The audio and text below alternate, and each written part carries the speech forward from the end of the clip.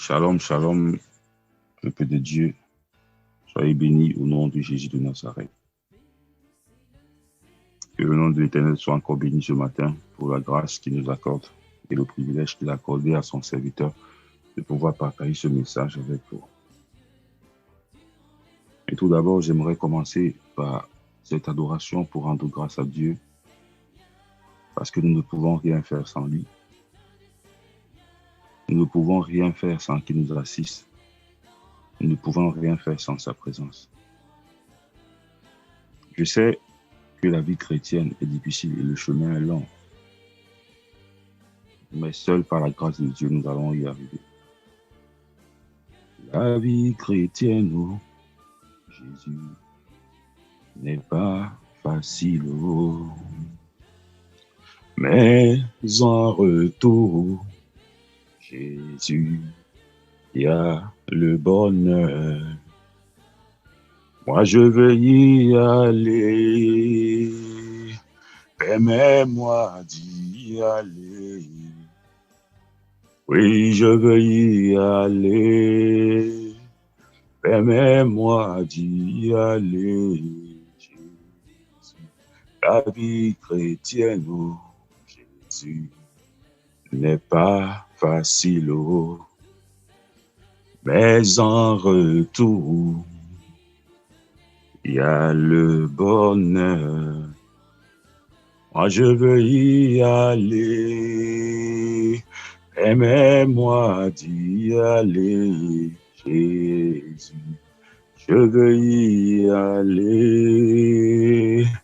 Permets-moi d'y aller, Jésus. Merci Seigneur, parce que toi tu es Dieu, tu es roi. Merci Éternel mon Dieu, mon roi, pour la grâce et le privilège que tu m'accordes encore ce matin.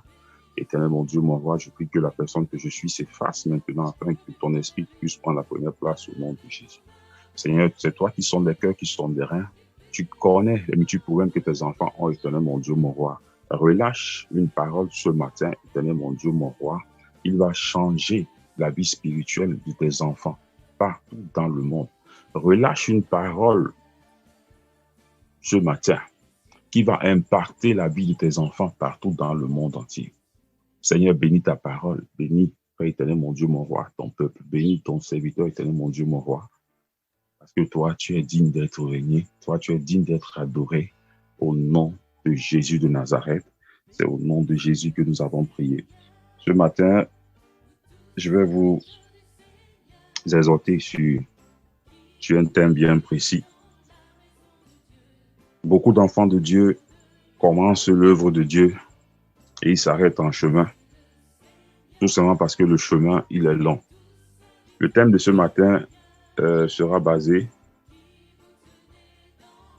sur 1 Roi, chapitre 19, à partir du verset 2 à 7. Et le thème, proprement dit, c'est « Le chemin est trop long pour toi ». Le chemin est trop long pour toi. Beaucoup d'enfants de Dieu veulent servir l'Éternel, mais ils ne se laissent pas faire. Ils ne laissent pas Dieu façonner leur corps. Ils ne laissent pas Dieu les toucher. Ils ne laissent pas Dieu les visiter. Le chemin est trop long pour toi. Et il y a beaucoup de méthodes, il y a beaucoup de moyens, il y a beaucoup de choses qui doivent entrer en considération en tant que chrétien pour pouvoir arriver au bout de ton chemin, pour pouvoir arriver à la destination finale. C'est la raison pour laquelle ce matin, je viens partager ce petit secret avec toi. La Bible nous envoie sur le livre de 1 Roi, chapitre 19, à partir du verset 7. 1 Roi, chapitre 19. 1 Roi, chapitre 19, du verset 2 au verset 7. Jézabel envoya un messager à Élie pour lui dire que les dieux me traitent dans toute leur rigueur. Si demain à cette heure, je ne fais de ta vie ce que tu as fait de la vie de chacun d'eux. Élie, voyant cela, se leva et s'en alla pour sauver sa vie. Il arriva à Beersheba, qui appartient à Juda. et il laissa son serviteur. Pour lui, il alla dans le désert, où après une journée de marche, il s'assit sous un genêt et demanda la mort en disant, « C'est assez maintenant, Éternel, prends mon âme, car je ne suis pas meilleur que mes pères. » Il se coucha et s'endormit sur un genêt. Et voici un ange le toucha et lui dit, « Lève-toi, mange. » Il regarda, il y avait à son chevet un gâteau cuit sur les pierres chauffées et une cruche d'eau. Il mangea et but, puis il se recoucha. L'ange de l'Éternel vint une seconde fois, le toucha et dit, « Lève-toi, mange, car le chemin est trop long pour toi. » Si on continue au verset 8, il se leva, mangea et but, et avec la force que lui donna cette nourriture, il marcha 40 jours, 40 nuits, jusqu'à la montagne de Dieu à Horeb. Alléluia. Je préfère qu'on s'arrête là. La Bible nous parle ici d'un serviteur de Dieu, le prophète Élie. La Bible nous parle du prophète Élie. Ce n'est pas parce que tu es venu en Christ, ce n'est pas parce que tu as donné ta vie en Dieu que ta vie sera rose. Le premier jour, la première fois que tu as décidé de remettre ta vie entre les mains de Dieu, sache aussi que tu as aussi ouvert une porte. Tu as ouvert une porte, tu as ouvert un écran pour que le monde dans lequel tu appartenais puisse te voir au travers de cette conversion, que tu ne fais plus partie de ce monde. Et à partir du moment où ils sauront que tu ne fais plus partie de ce monde, ils sont appelés à te visiter. Ils sont appelés à te tenter. Ils sont appelés à faire des choses qui vont te faire regretter ta conversion. Ils sont appelés à faire des choses qui vont te faire abandonner ta foi. Ils sont appelés à faire des choses qui vont te faire douter de l'homme que tu es en train de suivre. Oui, mon frère, ma soeur. Ce n'est pas parce que tu as accepté le Christ que tout quittera du ciel pour venir tomber sur toi. On reconnaît un sportif par le nombre de victoires et de combats qu'il a alignés. Tu dois combattre. Tu dois combattre pour pouvoir expérimenter la face de Dieu dans ta vie. Tu dois combattre pour expérimenter la force de Dieu dans ta vie. Élie était un homme extraordinaire, un homme de même nature que nous, et que le Seigneur avait doté d'une grâce particulière. Élie pouvait commander le feu, et le feu descendait pour consumer les gens. Mais il s'est retrouvé face à cette situation où l'ennemi a encore ouvert la porte pour lui présenter la mort. Il y a certaines situations, nous tous enfants de Dieu, il y a des situations qui t'arrivent à un moment donné. Tu as l'impression que Dieu t'a abandonné. À un moment donné, ta conscience et ta pensée commencent à te juger. Et tu oublies qu'il y a quelqu'un qui marche avec toi. Tu oublies qu'il y a quelqu'un qui t'a déjà sorti dans des situations similaires. Mais la chair t'amène à penser que celui qui est en train de te suivre, celui qui vient derrière toi, celui-là en veut ta vie. Et cette personne te touchera si tu ne fuis pas. Mon frère, tu ne sauras jamais s'il y a un Dieu qui sommeille en toi, si tu ne fais pas face à tes ennemis, si tu ne fais pas face à tes problèmes. Élie était en train de fuir. Élie était en train de fuir au désert parce que sa vie était en danger. Élie était en train de fuir parce qu'il savait qu'on en voulait à sa vie. Mais il était loin de connaître quelque chose. Quelque chose s'est passé pendant qu'il était en train de fuir dans le désert. Combien de fois es-tu retrouvé dans des situations, au lieu d'affronter ta situation, tu te mets à te reculer? Combien de fois as-tu engagé une marche? Combien de fois as-tu engagé un projet? Mais parce que le projet n'a pas abouti selon toi à l'instant T, tu as abandonné. Dieu, partout où tu te trouves, peu importe ta situation, le Seigneur connaît tout le mécanisme de ton cœur parce que c'est lui qui t'a créé. Il connaît tout le mécanisme de ton corps parce que c'est lui qui t'a créé. Élie avait besoin de la force de l'Éternel. Élie avait besoin de la force de Dieu. Élie avait besoin de redécouvrir Dieu. Élie avait besoin de retrouver une vie équilibrée. Voilà 3 points essentiels. Quand tu es face à une situation, mon frère, ma soeur, Dieu est fidèle. La Bible dit que si Dieu est pour nous, qui sera contre nous? Le premier point que tu as besoin de la force de Dieu. Le deuxième point que tu auras besoin, c'est de redécouvrir le goût de Dieu. Le troisième point, retrouver une vie équilibrée. Tous ces 3 éléments que je viens de te citer, mon frère, ma soeur, c'est ces éléments qui vont galvaniser ton corps spirituel.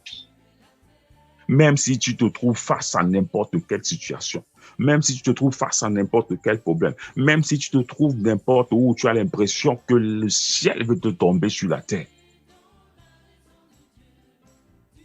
mets ces 3 éléments en pratique. Maintenant, comment préparer son chemin? Nous courons, nous sommes aveugles. Mais un aveugle ne peut pas conduire un aveugle. C'est la raison pour laquelle nous devons arrêter la main de notre Père. C'est la raison pour laquelle nous devons nous laisser diriger par Dieu. Et comment préparer ton chemin? Le premier point, savoir prendre du repos. Le deuxième point, accorder du repos à son âme. Le troisième point, repose-toi pour être lucide spirituellement, pour servir Dieu. Pourquoi savoir prendre du repos? Tu ne peux pas rester dans un combat toute une éternité. À un moment donné, quand tu sens que ton adversaire est plus fort que toi, quand tu sens qu'il y a déjà une situation qui veut te dépasser, laisse Dieu agir. Appelle le nom de l'Éternel. Invoque le nom de l'Éternel. Seigneur, je remets cette situation entre tes mains. Je remets ce problème entre tes mains. Car tu es le Dieu qui combat pour moi. Car tu es le Dieu qui ramène des victoires pendant mes combats.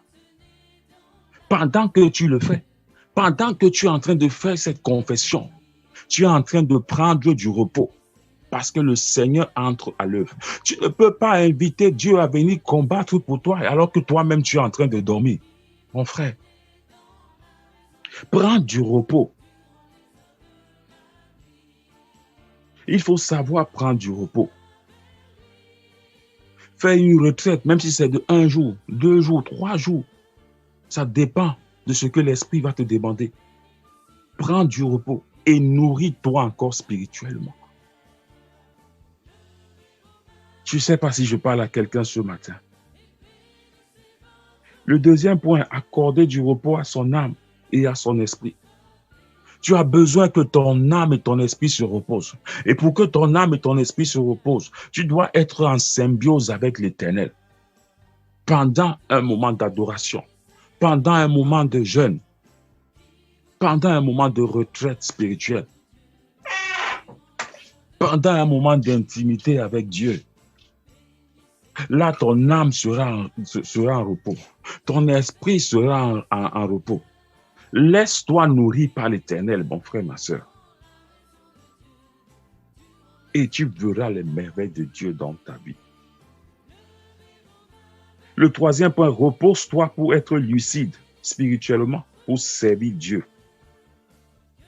Pourquoi on dit repose-toi pour être lucide spirituellement, pour servir Dieu? Tu ne peux pas servir Dieu si tu n'as pas de paix. Tu ne peux pas servir Dieu si ton esprit est troublé. Tu ne peux pas servir Dieu si tu ne peux pas faire le vide dans ta tête. Dieu aimerait que tu le sers de toute ton âme, de tout ton corps et de tout ton esprit. Si tu veux vraiment servir Dieu, il ne faut pas que tu aies de retenue. Car la gloire de Dieu ne se partage pas. Tu ne peux pas avoir une situation. Tu ne peux pas avoir un problème. Et tu te focalises sur ce problème, tu oublies de servir ton Dieu. Tu te focalises sur une situation qui te dérange, tu oublies de servir ton Dieu. Laisse ton âme se reposer. Laisse ton esprit se reposer. Laisse le Seigneur te conduire pendant ce moment de repos. Donne du repos à ton âme et à ton esprit. Notre corps est le vaisseau par lequel nous pouvons servir Dieu. Si ce corps n'est plus aujourd'hui, si ce corps est mal entretenu aujourd'hui, mon frère, ma soeur, tu ne pourras pas servir Dieu. Dieu peut t'amener à te déplacer pour aller parler de lui dans toutes les nations. Imagine que ce corps n'est plus disposé. Il n'y a plus de possibilité pour que tu puisses te déplacer. Tu ne pourras plus faire l'œuvre de Dieu, mon frère. Tu ne pourras plus faire l'œuvre de Dieu, ma soeur.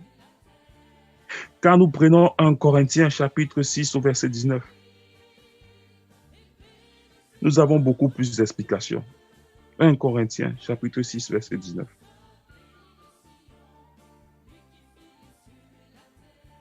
Laisse Dieu te servir de ce corps. Il a créé ce corps. Ce n'est pas pour ta beauté. Il a créé ce corps pour sa gloire. Il a créé ce corps pour la gloire de son royaume. Laisse le Seigneur te visiter.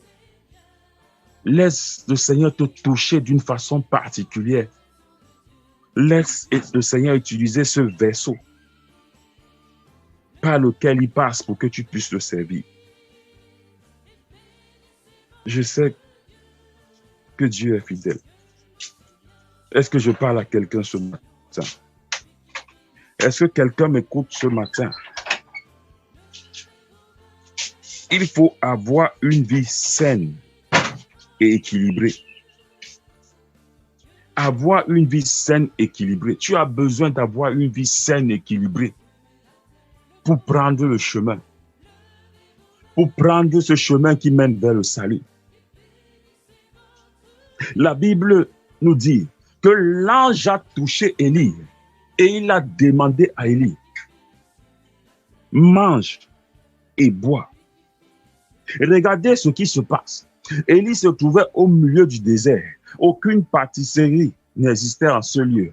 Aucune boulangerie n'existait en ce lieu. Mais Dieu, l'Éternel des armées, celui qui est l'alpha et qui est l'oméga, celui qui pourvoit dans toutes les situations de ta vie, a fait cuire un gâteau en plein désert et de l'eau qui est la vie.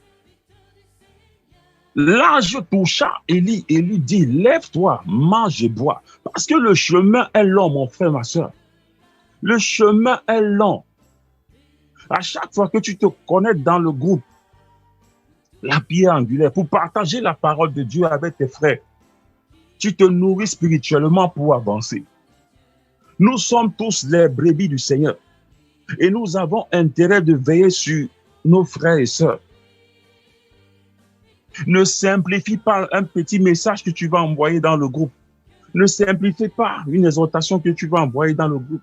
Nul n'a le monopole du savoir.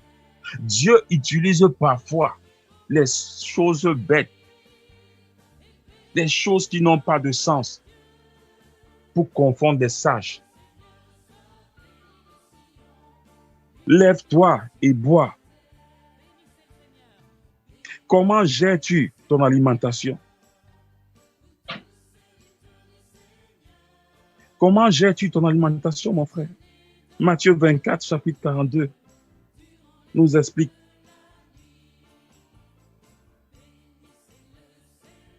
Tu ne peux pas te fier sur ta propre force humaine. Tu ne peux pas compter sur ta performance humaine. Parce que ce corps, ce n'est pas toi. Ce souffle, ce n'est pas toi. Cette santé, ce n'est pas toi.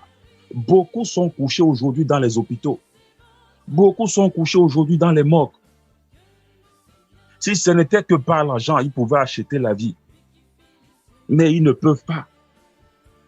Le Seigneur te dit ce matin que la vie chrétienne n'est pas facile. Mais il y a le bonheur en retour. Le chemin est trop long pour toi, mon frère, ma soeur. Mais persévère. Sois fidèle. Persévère, mon frère, ma soeur. Et tu verras ce que le Seigneur t'a réservé. Suis son chemin et ses conseils. Tu ne seras pas déçu. Ne pas courir sur tes propres pas. Laisse Dieu te conduire. Laisse Dieu te diriger. Laisse Dieu te montrer le chemin qu'il veut que tu empruntes. Peu importe la situation dans laquelle tu te trouves, le Seigneur sera toujours là pour faire ce qui est bon et juste dans ta vie. Voici ce que Dieu a besoin pour son chemin. Dieu a besoin que tu sois au meilleur de ta forme physique, spirituelle et intellectuelle. Même quand nous parlons également de l'alimentation, si tu es appelé à aller évangéliser, tu as besoin d'être mobile. S'il faut parcourir 2-3 kilomètres et que tu ne peux pas le faire, ça veut dire que tu ne pourras pas faire le travail de ton Père. Contrôle ton alimentation. Tu as besoin du repos. Donne du repos à ton âme et à ton esprit. Et laisse Dieu utiliser ce vaisseau. Laisse Dieu utiliser ce corps pour la gloire de son royaume. Peuple de Dieu, j'espère que tu as suivi ce message ce matin. J'espère que ce message va apporter quelque chose de nouveau dans ta vie ce matin. J'espère que ce message va t'amener à bien garder ce corps que le Seigneur t'a donné. J'espère que ce message va te révéler ce matin que ce corps que tu as, c'est pour la gloire de Dieu. Le chemin est trop long. Le chemin est trop long, mon frère, ma soeur. Mais il y a le bonheur en retour. Peuple de Dieu, soyez bénis au nom de Jésus. Que le Seigneur continue à vous fortifier. Que le Seigneur vous guide. Que le Seigneur guide vos chemins, qu'il guide vos pas. Qu'il nous accompagne pendant ce long trajet. Soyez bénis au nom de Jésus de Nazareth.